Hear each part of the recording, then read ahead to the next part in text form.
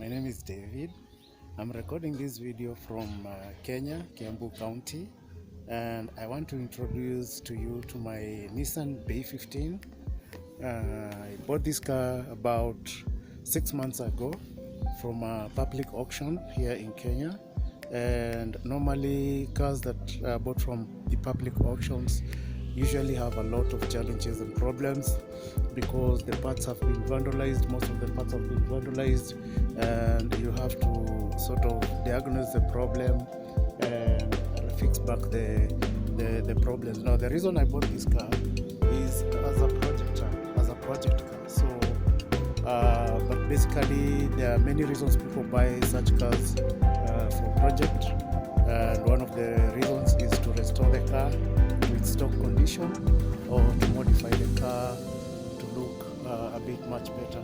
So I also have a Honda CR-V RD1.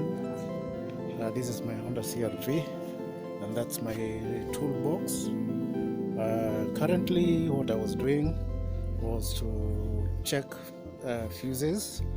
As you can see, the fuses, some of them were not okay, and also to start the car. So basically that's what I'm doing, and this is to introduce you to this project. The car has a lot of problems at the moment. I suspect the gearbox is not okay because gear number 1 and gear number 2 are not getting engaged. It's an automatic gearbox. So other problems include door handles, the automatic water temperature is not coming on. So there are several electrical and mechanical issues that need to be fixed.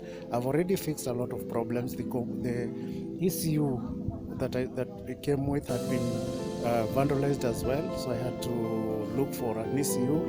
This car, I bought it at just around $1,000 or 100,000 Kenya shillings, and with that price it's a really good car which you can fix and bring it to very good condition.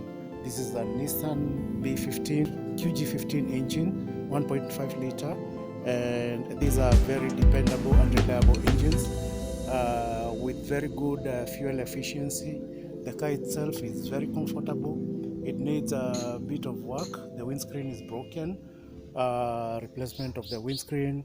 I was also changing the spark plugs, and those are the ones that I've removed. And I have some ex-Japan spark plugs which I've checked the gapping. The gapping of the spark plugs should be 1.1 millimeters. So it's very important to look at the gaps at the spark plug gap because it affects how the engine runs. Most people do not really pay much attention to the spark plug gapping. And also another important thing is that make sure whenever you're servicing your car or you're replacing the spark plugs, it's very important to research and find out the type of spark plugs your car uses. The information is usually available in the internet. Just check on the user's manual of the car, user guide. There are free PDFs on the internet.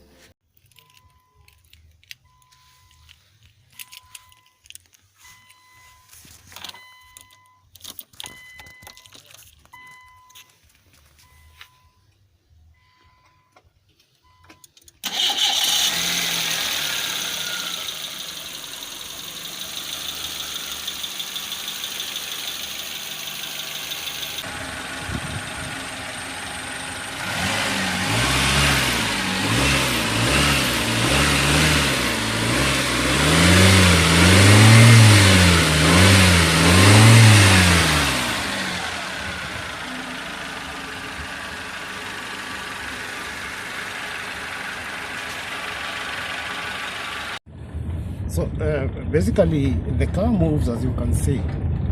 The car is moving very well, no issues except the gearbox.